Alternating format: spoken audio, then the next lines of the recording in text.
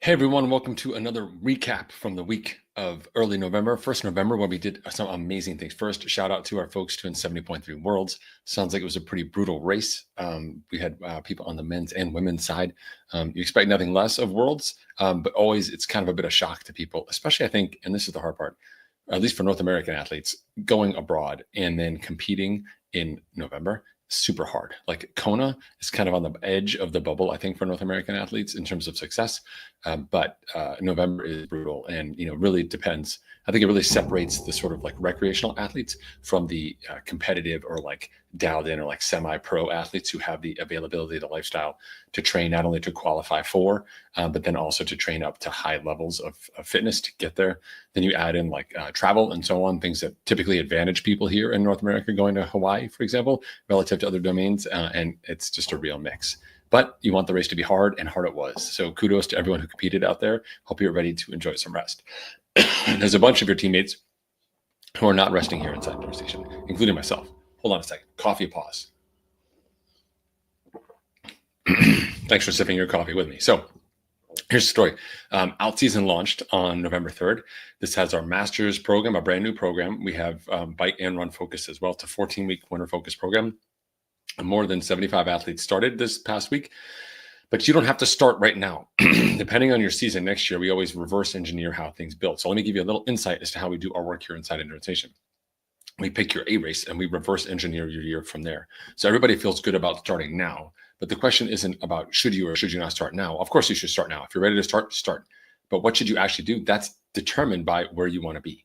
So once we know where you want to go, we can figure out where you are, and then we can do the math between those two positions. And we make those decisions based on the types of races you're doing, like how busy your season is. Some people are 1 race people. Some people are 5 race people. I only give 3 spots on the form, but people message me afterwards and tell me about more races. That's fine. I just need to know where you want to go so I can get you there. I also ask to look at your Strava so I get a sense of where you are. So if you're not recording on Strava, if you're not putting data up publicly online, it's going to be really hard for us to help you. And honestly, it's just a detrimental like step backwards for yourself because you're not also tracking your own data. So I hope you're tracking. So people can start. I've got some people starting this week on November 10th. I've got people starting next week on the 14th.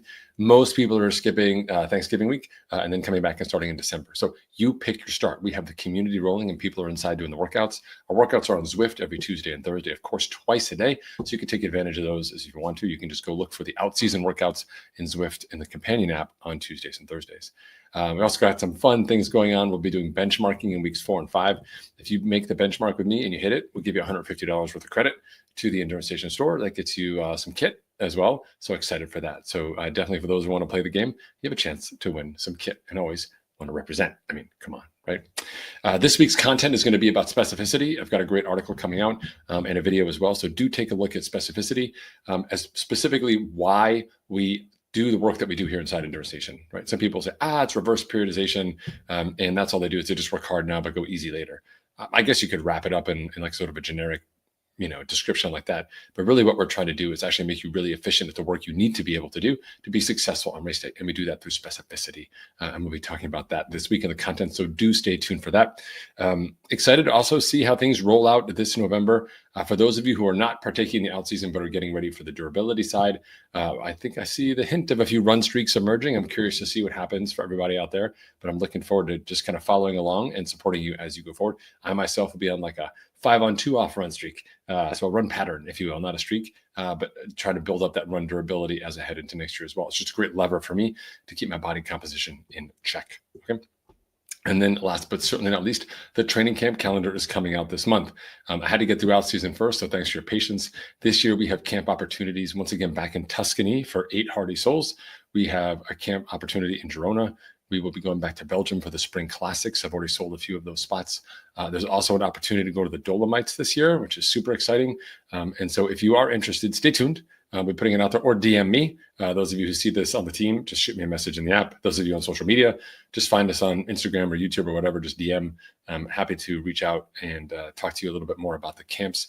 Our camps are, I would call them blue collar camps. They're for athletes like you and me. You love riding your bike. If you could ride your bike or exercise every single day, you would on vacation. But most of the time when you go on vacation, you can only do it once. Maybe you get to ride a bike for a day. Inside Endurance Nation, when you partake in one of our camps, you get a chance to ride and exercise every single day. And we also do fun stuff later in the day, afternoon, evenings, but it's all about the riding. It's about the exercise. It's about burning calories, being outside in new places, exploring, doing all that stuff, not in the back of a van, not on a walking tour where someone's got like a sign in the air, like wandering around and stuff like that. Those are not our camps. So if that's the camp you're looking for, please go somewhere else. Otherwise, if you're interested in our work, then do stay tuned for our social media updates on that. All right, everyone, have a fantastic week. I'm going to go outside. A lot of leaves outside right now. I'm telling you, right here in New England. I got some work cut out for me, but I'm excited for it. All right, folks, take care. Be good, and I'll see you later. Bye.